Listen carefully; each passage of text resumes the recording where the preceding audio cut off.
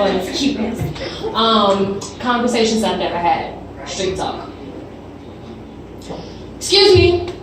Hey, can you come here for a minute? I just want to know your name. My name is Hendrix, but I'm not really trying to play this game. Come on, man, don't be like that. Why you acting like my shit is lame? Because I've been here and I've done this and I'm really not trying to say it again. Man, don't walk away. Why you acting like we all the same? My desire to end this conversation remains. Whatever, bitch, you wasn't that cute anyway. And there it is.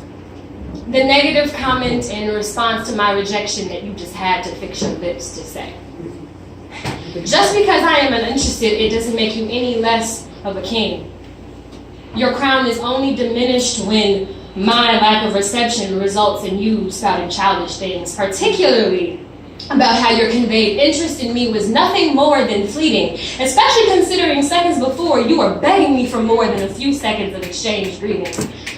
I loved the Black King once, and it changed my life inevitably. He took me to foreign lands and he taught me a great many things. He showed me the beauty and the pain of my ancestors, and he gave me the name of a queen. And at day's end, he would put me on his back and deliver me to the land of sweet dreams.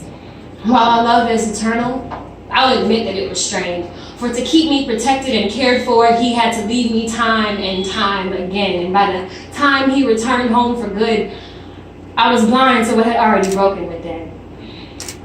I found another Black king, but that relationship started off rocky because you see, from when we met, he was merely a prince, towing the line between teenage hubris and consciously cocky.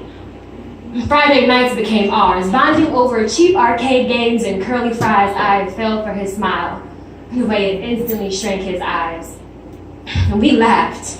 We laughed until one day the jokes stopped being funny and the drinks started soaking up his energy, and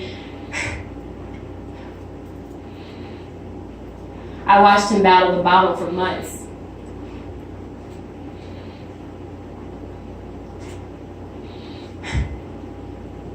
I watched him battle the bottle for months. I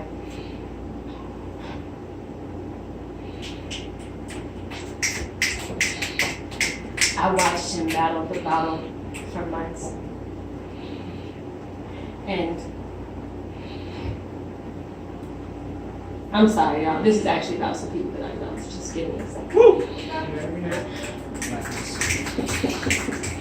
I watched him battle the bottle for months, battling secrets never discussed, abusive relationships and objectification as a result of another's lust. I thought it would consume him. I thought I would lose him. I did. And though he came back, the relationship is not the same as when we were kids. And I know some things must change, but sometimes I just want them to stay as is. And still, I love my Black kings no less because I understand them like no other. I see the pain behind what they don't express, the daddy issues that don't exist, and the overbearing, underwhelming, or gone too soon mother. I feel for our young Black kings. Too many targets on their back and too many repressed feelings. I feel the frustration in the tears you don't and won't cry. And I am sorry that your very existence is a perceived threat to human life. I am sorry that in your prepubescence you were sexualized, and the theft of your innocence was either overlooked or glorified. What if I told you all that you were kings, but born without your crowns you never realized? And so some of you started playing the fool just to get by, and now you're severely unhappy, but you can't figure out why. But you gotta let those emotions out. And something deeper than the physical. Find a way to boast your crown by first stimulating your mental. You do that, you might find the right queen to get into. And if you're blessed, you might even get in too.